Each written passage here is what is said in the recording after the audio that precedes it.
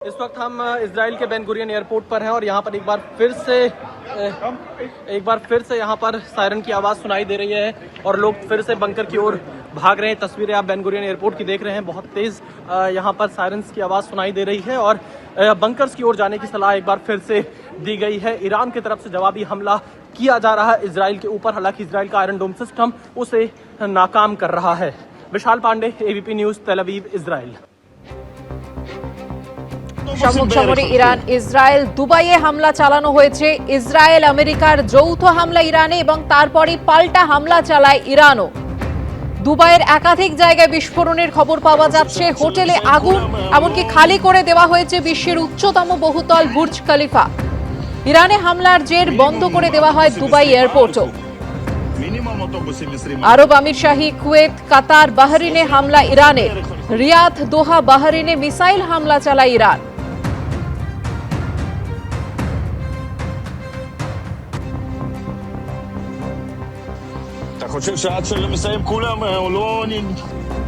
আক্রমণে ইরানের 7 সেনাকর্তার মৃত্যু হয়েছে, এমনটাই দাবি আইডিএফে। আকাশে গর্জন, ইসরায়েলের 200 ফাইটার জেটের 500রও বেশি নিশানায় হামলা। টোমাহক মিসাইল দিয়ে ইরানে হামলা চালালো আমেরিকা। ইরানে 200রও বেশি মৃত্যু হয়েছে, 700রও বেশি জখম, এমনটাই দাবি করেছে আমেরিকা এবং ইসরায়েল।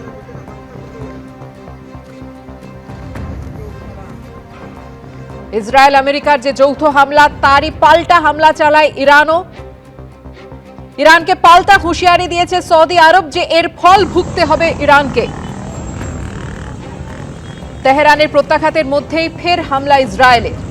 ইরানের বিভিন্ন জায়গায় নতুন করে মিসাইল অ্যাটাক ইসরায়েলের। আর এরই মধ্যে আমেরিকার তরফে কিন্তু দাবি করা হয়েছে যে সংঘর্ষে নিহত ইরানের সর্বোচ্চ নেতা আয়াতোল্লাহ খামেনেই। ইসরায়েলের তরফ থেকেও দাবি করা হয়েছে যে প্রেসিডেন্ট ডোনাল্ড ট্রাম্পের এবং ইসরায়েলের তরফ থেকে দাবি করা হয়েছে যে খামেনেইয়ের ডেরা হামলায় ধ্বংস হয়ে গেছে।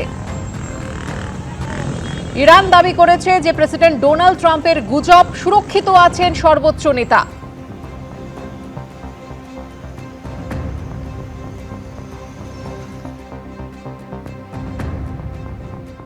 আমেরিকা এবং ইসরায়েল যৌথভাবে আজকে সকালবেলা দিবালোকে, প্রকাশ্য দিবালোকে, আর সবচেয়ে গুরুত্বপূর্ণ হলো ওরা তেহরানের উপর বিমান হামলা করলো।